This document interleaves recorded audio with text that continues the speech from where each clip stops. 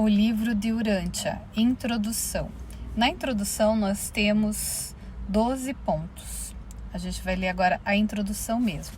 E daí depois vem deidade, divindade, Deus, a primeira fonte e centro, a realidade do universo, as realidades da personalidade, a energia, o modelo original, o ser supremo, Deus, o cétuplo, Deus, o último, Deus absoluto, os três absolutos, as trindades e considerações. Tudo isso só dentro da introdução. Então vamos lá. Introdução. Nas mentes dos mortais de Urântia, este sendo o nome do vosso mundo, existe grande confusão a respeito do significado de termos como Deus, divindade e deidade. Os seres humanos encontram-se ainda mais confusos e inseguros a respeito das relações entre as personalidades divinas designadas por esses diversos nomes. Em vista dessa pobreza conceitual, somada à imensa confusão de ideias, fui orientado a formular esta exposição introdutória com o fito de explicar os significados que correspondem a certos símbolos verbais. Como deverão ser utilizados a seguir nesses documentos, os quais o Corpo de Reveladores da Verdade, de Orvonton, foi autorizado a traduzir para o idioma inglês de Urântia. Nosso intuito é expandir a consciência cósmica e elevar a percepção espiritual. Torna-se extremamente difícil, porém, apresentar conceitos ampliados e a verdade avançada, limitados que ficamos ao uso de apenas um idioma do vosso reino. Esse nosso mandado, no entanto, exorta-nos a empreender todos os esforços para transmitir os nossos conceitos usando as palavras existentes na língua inglesa. E que depois foi traduzido para português, como eu falei ali no primeiro lá de Urântia. Foi-nos recomendado que introduzíssemos termos novos apenas quando o conceito a ser transmitido não encontrasse em inglês nenhuma terminologia que pudesse ser empregada para retratar um conceito inteiramente novo, que parcialmente ou mesmo com alguma distorção de significado. Ainda que, na esperança de facilitar a compreensão e de impedir confusões da parte de todos os mortais que possam ler esses documentos, consideramos sábio apresentar nesta declaração inicial um esboço dos significados que estarão ligados a numerosas palavras em inglês a serem empregadas para designar a deidade, bem como certos conceitos associados às coisas, significados e valores da realidade universal.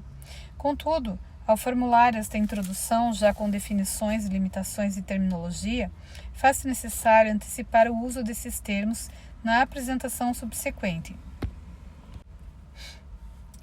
Então, essa introdução não é, pois, uma exposição final e acabada em si, passando assim a ser apenas um guia orientador e definidor, destinado a ajudar os leitores dos documentos apresentados a seguir, que discorrem sobre a deidade e o universo dos universos, e que foram formulados por uma comissão de Orvonton enviada a Urântia com esse propósito.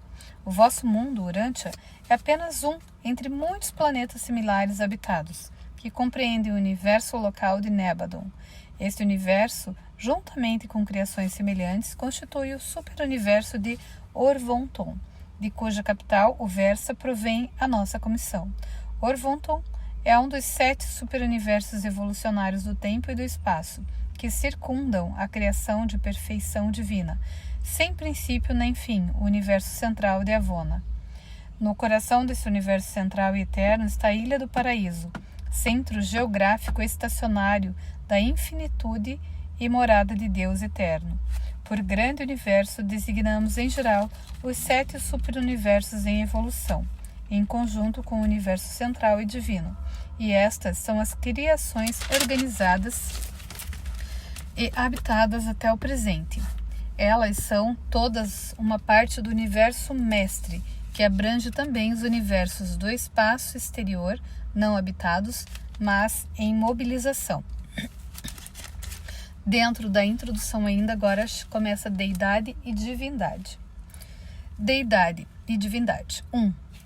O universo dos universos apresenta fenômenos de atividades de deidade nos diversos níveis de realidades cósmicas, de significados da mente e de valores do espírito, e todas essas ministrações pessoais ou de outras naturezas são divinamente coordenadas. A deidade é personalizável como Deus, é pré-pessoal e suprapessoal, de modos não totalmente compreensíveis pelo homem. A deidade caracteriza-se pela qualidade da unidade, factual ou potencial, em todos os níveis supramateriais da realidade, e essa qualidade unificadora é mais bem compreendida pelas criaturas como divindade. A deidade funciona em níveis pessoais, pré-pessoais e suprapessoais. A deidade total é funcional nos 7 níveis seguintes. 1. Estático. A deidade contida em si própria e existente em si. 2. Potencial. A deidade volitiva em si própria e com propósito em si. 3. Associativo. A deidade personalizada em si própria e divinamente fraternal. 4. Criativo. A deidade distributiva de si própria e divinamente revelada. 5. Evolucionário. A deidade expansiva por si própria e identificada com a criatura. 6. Supremo. A deidade que experiencia si própria e que é unificadora de criatura e criador. Esta deidade funciona no primeiro nível de identificação com a criatura, como supracontroladora no tempo e espaço do grande universo. Às vezes é designada como a supremacia da deidade. 7. Último. A deidade que se projeta a si própria e que transcende o tempo e o espaço, deidade onipotente, onisciente e onipresente. Esta deidade funciona no segundo nível da expansão da divindade unificadora, como supracontroladora, eficaz e sustentadora absoluta do universo mestre, comparada ao ministério das deidades no grande universo. Essa função absoluta no universo mestre equivale ao supercontrole e à supersustentação universal, algumas vezes denominada ultimidade da deidade. O nível finito da realidade caracteriza-se pela vida da criatura nas limitações do tempo e espaço. As realidades finitas podem não ter fim, mas têm sempre um começo, elas são criadas. O nível da supremacia da deidade pode ser concebido como uma função relacionada com as existências finitas. O nível absoluto da realidade é caracterizado por coisas e seres sem começo nem fim e pela transcendência do tempo e do espaço. Os seres absolutos não são criados, são derivados, simplesmente são. O nível de ultimidade da deidade conota uma função relacionada às realidades absolutas, sempre que o tempo e espaço são transcendidos, não importando em que parte do universo mestre esse fenômeno do absoluto é um ato de ultimidade da deidade.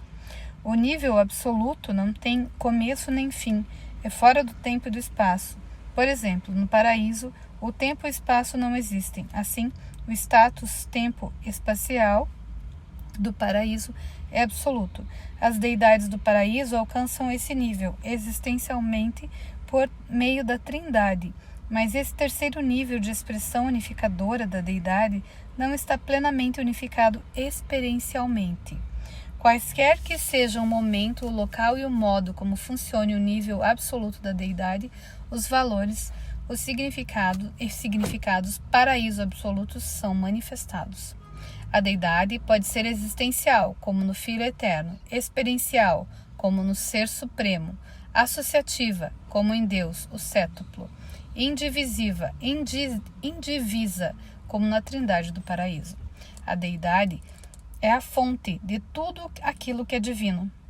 A deidade é invariável e caracteristicamente divina, mas nem tudo o que é divino é deidade necessariamente, ainda que esteja coordenado com a deidade e tenha a tendência de estar, em alguma fase, em unidade com a deidade, espiritual, mental ou pessoalmente.